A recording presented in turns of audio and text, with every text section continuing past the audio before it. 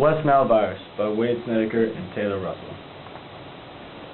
West Nile virus is a disease that was originally observed in Africa, but has more recently made its way to the United States. It is usually a mild disease, though sometimes it can become severe. The disease is passed to humans when they are bitten by a West Nile virus-infected mosquito. In this presentation, we will discuss the origins, the description and mechanism of the disease, symptoms and treatment, and the current outbreak. West Nile virus was first diagnosed in 1937 in Uganda in the eastern part of Africa when a woman was the first to have the disease isolated from her. This first diagnosis was made to the west of the Nile River, which gave the disease its name. In 1999, the virus was somehow brought by hosts to the United States, with the first cases being reported in New York State. The virus quickly spread during that outbreak. Today, the virus has been seen virtually everywhere in America and much of the rest of the world. Currently, we are experiencing a large outbreak of West Nile. This will be discussed later. West Nile virus is known as an arbovirus because it is transmitted from arthropods, like ticks or mosquitoes in this case, to humans. West Nile belongs to the flavivirus family with relatives such as yellow fever and hepatitis C.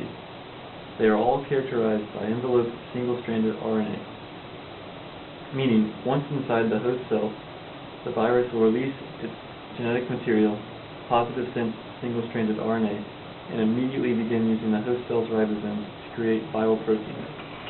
These proteins are then assembled to transport new viruses throughout the host organism. Symptoms of West Nile virus include abdominal pain, diarrhea, fever, headache, lack of appetite, muscle aches, nausea, rashes, sore throats, swollen lymph nodes, and vomiting. These are examples of West Nile virus rashes.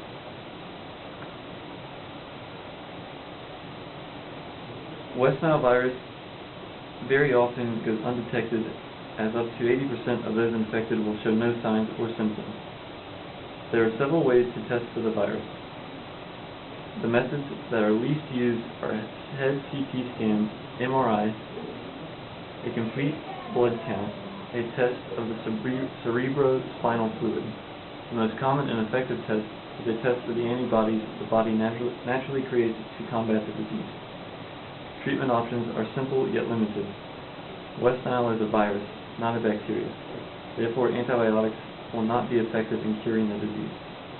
The only treatment is to treat the individual's symptoms and allow the body to naturally fight off the virus via the immune system. While the majority of cases do not cause serious symptoms or lasting effects, some cases, especially those in high-risk demographics, can lead to serious complications and death. Since the disease is spread through mosquitoes, the number of cases of West Nile rise and fall with the rise and fall of the activity of mosquitoes. Mosquitoes are most active during the summer months. During this time, they multiply and spread the disease. This spread becomes noticeable when the infected people begin to show up in doctors' offices in late August or early September. The amount of cases stays relatively high throughout the fall months. When winter begins to set in, the activity of mosquitoes drops off, and therefore the number of cases of West Nile declines. The United States is currently experiencing the largest outbreak of West Nile virus since the disease was first found in 1999. During the month of August, the beginning of the West Nile season, 1,118 cases of West Nile virus had been reported in 38 states. These cases caused 44 deaths. The outbreak is spread mostly in the South, with 75% of cases being reported in Texas, Mississippi, Louisiana, Oklahoma, and South Dakota, outlining the southern trend. The highest amount of cases during the month of August has been reported in Texas. Texas alone has had 586 confirmed cases, with 21 deaths. More cases are being reported as the fall months continue on and should begin to decline as we approach winter and mosquito activity dies down.